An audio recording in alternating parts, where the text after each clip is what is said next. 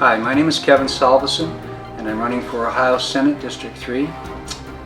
Why am I running? Well, first of all, let me tell you that I am a social and fiscal conservative.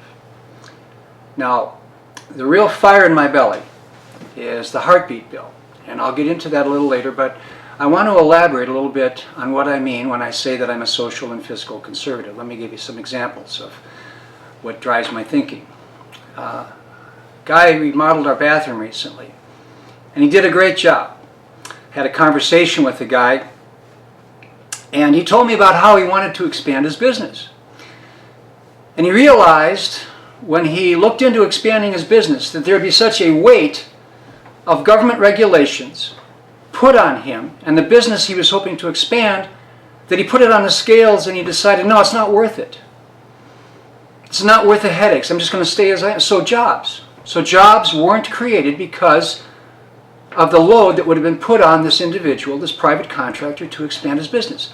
Government regulation, too much intrusion. Let business do what it does and don't burden them. Let me give you another example of government intrusion. A friend of mine is retired from education. Her whole life she has spent with students because she loves students and she wants them to have a better life. She wants them to be productive citizens.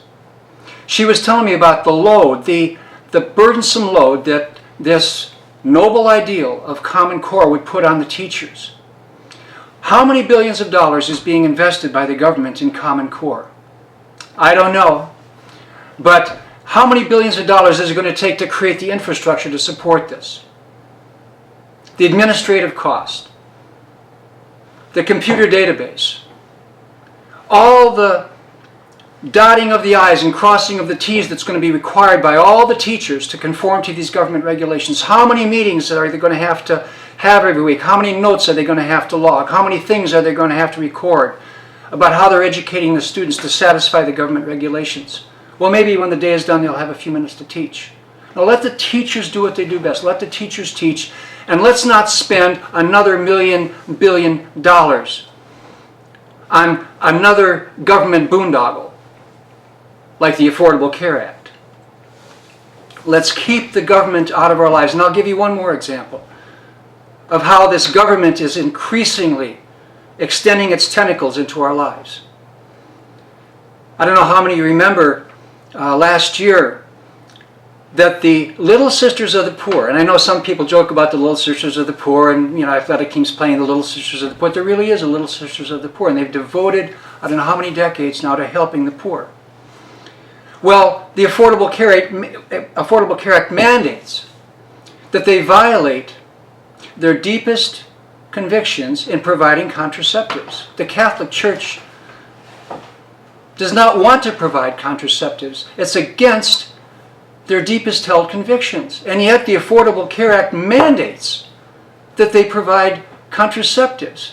Now, what kind of country have we come to where our own government is forcing its own citizens to violate their most deeply held convictions?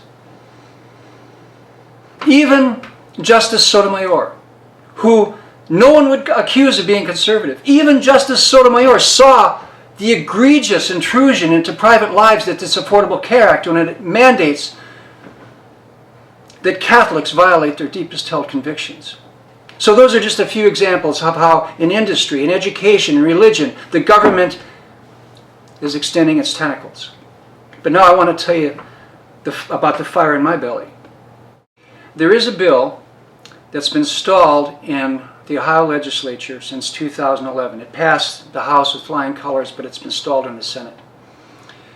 Now, the heartbeat bill would protect under law every unborn child with a heartbeat. A heartbeat typically develops in an unborn child at around 6 to 8 weeks. At about this point in time, the unborn child has fingers, it has toes, it has brain waves, it obviously has human DNA, and it obviously also has a heartbeat.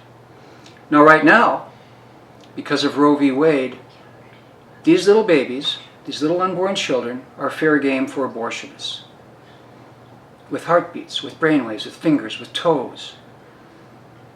They're fair game for abortionists. The heartbeat bill would protect these little unborn children. We don't bury people at the end of life when they have a heartbeat. Why do we abort little unborn babies when they have a heartbeat? So anyway, my question is, why hasn't the Ohio Senate moved on this bill? Why hasn't this professedly pro-life Senate brought this bill to the floor? Why has it not been brought to Kasich's desk and signed into law? If elected, the first day in office, that's what I'd do. I'd bring this bill to the Senate floor, I'd advocate for its passage, and do everything in my power to see that these little unborn children are protected under law. So again, my name is Kevin Solveson. I'm a social and fiscal conservative. I feel very strongly that government should be reined in, that the intrusion, the ever-increasing intrusion of government should be reined in.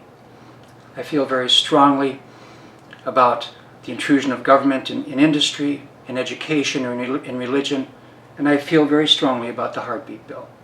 So please vote for me on May 6th, and thank you for your time.